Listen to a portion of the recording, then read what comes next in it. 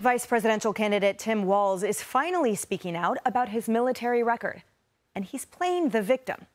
Former National Guard Command Sergeant Major Doug Julian served with Walz and accused him of abandoning his National Guard unit when they were preparing to deploy to Iraq. Watch. So many people are wondering about whether he has done something wrong in service or done something personally to offend you. He did something wrong in service. He had told me, no, I'm going forward. We're going to go with the battalion and go from there. He went around me, and the fact is that there's possibility he probably would have realized I would have probably no, it's too late, you're going forward. Because we had already received our notification of sourcing. And there's one other little point out there that people say, well, he hadn't been notified yet. Yes, he had been notified. And his fellow National Guard veteran Thomas Behrens also says that he's touted for decades a rank he never achieved. It is stolen valor. He's used the rank that he never achieved in order to advance his political career. He's done it for decades now, basically. I mean, maybe not decades, but damn close to it. I mean, he still says he's a retired command sergeant major to this day, and he's not. Moreover, while advocating for gun control, Walz said Americans shouldn't be allowed to own, quote, weapons I carried in war. Now, given that Walz has never been in a war zone, his counterpart, J.D. Vance, is calling that out as stolen valor. Tim Walz, when were you ever in war? What was this weapon that you carried into war, given that you abandoned your unit right before they went to Iraq, and he has not spent a day in a combat zone? What bothers me about Tim Walz is the stolen valor garbage. Do not pretend to be something that you're not. I'd be ashamed if I was him and I lied about my military service like he did. Yesterday, Walz finally responded, not by defending his own statements about his service record, but to call out Vance and anyone else for daring to question his service at all. Watch. I'm going to say it again as clearly as I can. I am damn proud of my service to this country.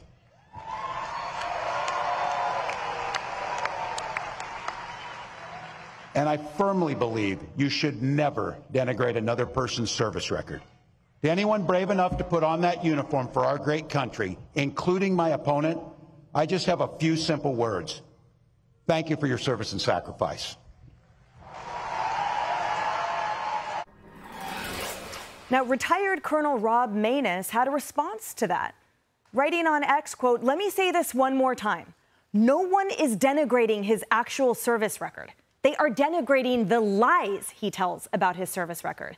Walz is dishonoring himself by embellishing his military service record for political gain. Period. End of story. Kellyanne.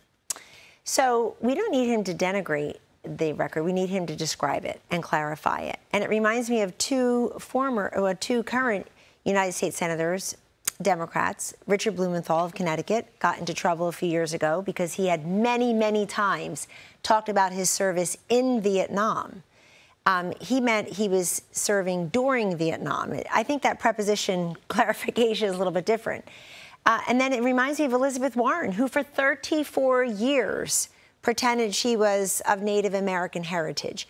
You didn't say it about her. You didn't attack her for saying it. She said it about herself. Who were we to question it? And yet when it was revealed as false and fake and being used for political gain, just like Tim Walz has done again and again, they go and attack the messenger. I challenge Tim Walz and others to do one more thing, which is try to form a question and answer a statement, a sentence, without using Trump, Trump, Trump, Vance, Vance, Vance 5 times. Can't do that. They're physiologically incapable of it. Be a man. I thank you for your service and sacrifice too, sir. But we should know what that included and, more importantly, what it did not include. Right. And which brings me to my question to you, Harris, which is that Walz is absolutely right. Service is service, honorable, and we hold gratitude. So why isn't that enough? Why now is he needing to embellish? And why isn't he correcting that record when, for an office as high as the vice presidency, honor and candor are paramount? You hit the nail on the head, which tells me that there's some strategy going on here, because it feels like the glow-up writing about Kamala Harris and headlines that were already friendly. But now they're like puppy love. He already served more than 2 decades. He's already done that distinguished service. He didn't need to embellish it or lie about it and say that he had been someplace, suggest that he'd been someplace that he hadn't, on a battlefield that he wasn't. Like, there's no reason. Why isn't it good enough? Did he maybe know something about the truth of why he left, and he doesn't want to deal with that personally? I would understand that. But he's got to tell us. And, you know, you're not just going to be able to hide behind this and never do an interview. Like, sooner or later, we saw the Harris campaign have to answer to this more than a week ago, and then crickets, because they realized they can't put this fire out. He's got to put it out himself. And by the way, how did he make it through all the opposition when running for governor of Minnesota?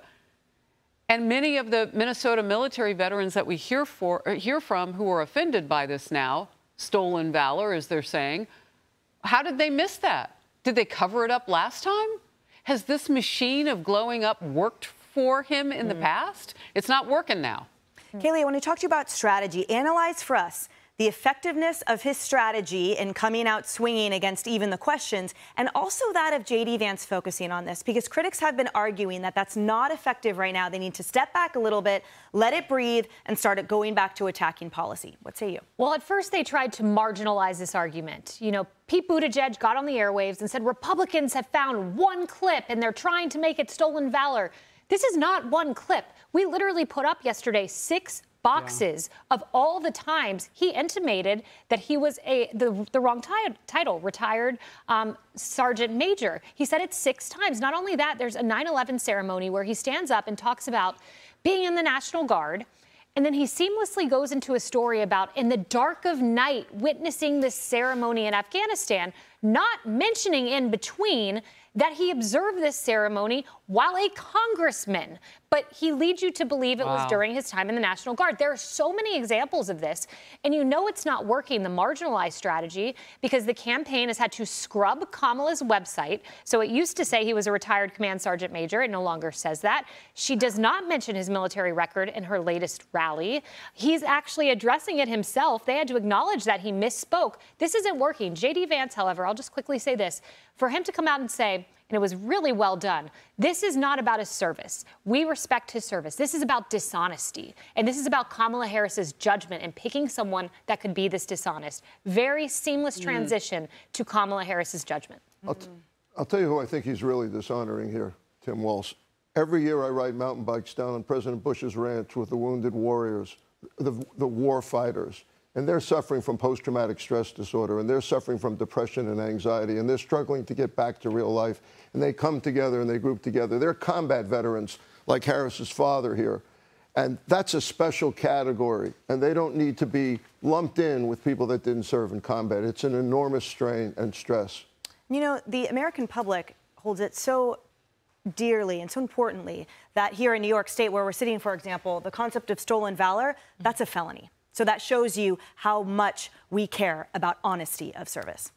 Hey everyone, I'm Emily Campagno. Catch me and my co-hosts Harris Faulkner and Kayleigh McEnany on Outnumbered every weekday at 12 p.m. Eastern, or set your DVR. Also, don't forget to subscribe to the Fox News YouTube page for daily highlights.